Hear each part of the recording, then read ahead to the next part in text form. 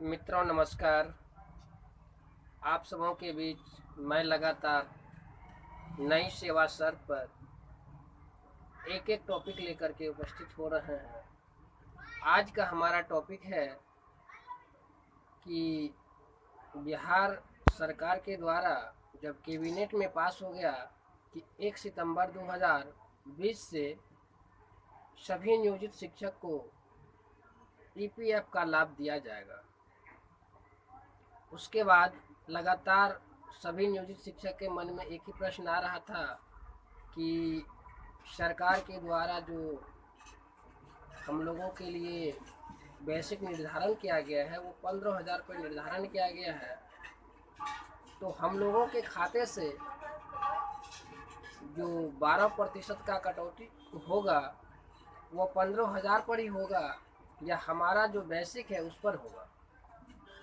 इसको लेकर के लगातार चर्चाएं चल रही थी, लेकिन इस पर विराम तब लग गया जब पटना के जिला शिक्षा पदाधिकारी के द्वारा एक पत्र जारी किया जाता है 1 सितंबर 2020 को। उस पत्र में दो महत्वपूर्ण बात चौंकाने वाली यह है कि आपका डेट ऑफ ज्वाइनिंग के रूप में 1 नवंबर 2020 डाला जाता है और उनका डिस्क्रिप्शन लिखा जाता है कि ईपीएफ का लाभ आपको इस हिसाब से समझा दिया जाता है कि आपको ये ईपीएफ का लाभ लेने की तिथि है। दूसरा महत्वपूर्ण बात यह होती है कि आपको जो है वेजेज के रूप में दिखाया जाता है, जिसे हम लोग सामान्य भाषा में मजदूरी कहते हैं। तो अब समझ लीजिए कि हम नियोजित शिक्षक को वेतन दिया जा रहा है या मजदूरी दिया जा रहा है।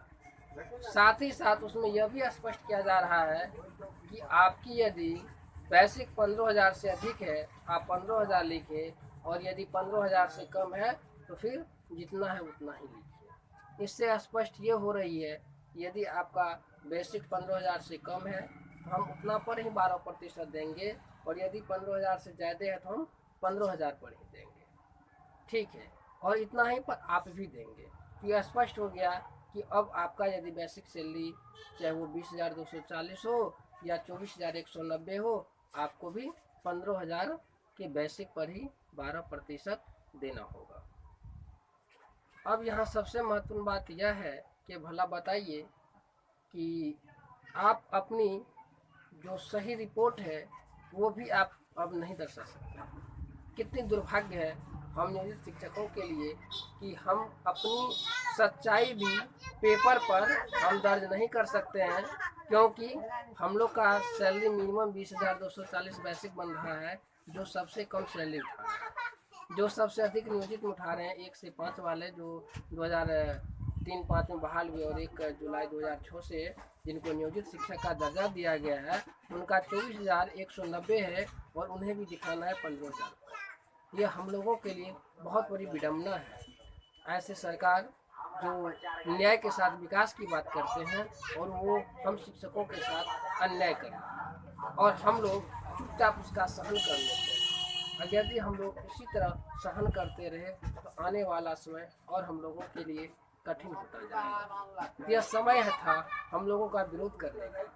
अभी हम लोगों को यदि ईपीएफ पर विरोध का एक रणनीति बन जाए, यदि हम विरोध करें तो शायद इसमें सुधार हो सकता है।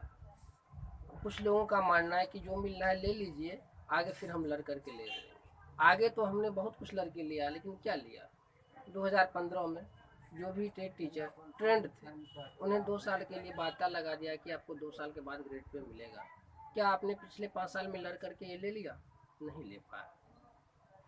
जो शिक्षक 2019 में ट्रेंड हुए उनको 1 या 2 इंक्रीमेंट का घाटा लग रहा है, करीब 1 साल बीत गए, क्या आपने लड़ करके ले लिया? यह ऐसी सरकार है, ऑन टाइम जो देती है वही आपके लिए होता है। उनको लड़ करके बदलने में बहुत वक्त लगता है। इसके कई सारे कारण हैं। यह सरकार बहुत ही मजबूत है और इनको यह लगता है कि विपक्ष में कोई ऐसी राजनीतिक दल नहीं है जो हमें परास्त करेगी और हमारी सरकार को बदल सकती है।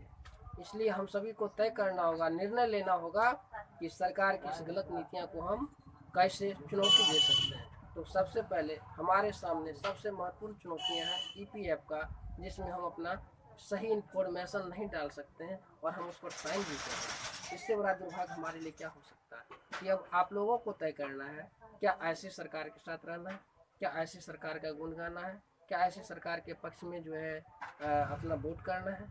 ये सब आप लोगों को तय करना है, हमें नहीं तय करना है, क्योंकि मैं तो वास्तविक समझ रहा हूँ और जहाँ तक मुझे समझ में आ रही है वो सारी बातें मैं आप लोगों तक शेयर कर रहा हूँ। यदि यह वीडियो अच्छा लगे तो निश्चित रूप से आप लोग अगले वीडियो आने के लिए, अगले वीडियो को अपने तक पहले पहुंचने के लिए निश्चित रूप से सब्सक्राइब करें। धन्यवाद। पुनः मैं आप लोगों के बीच एक नया पोस्ट लेकर के अगले दिन उपस्थित होगा। धन्यवाद।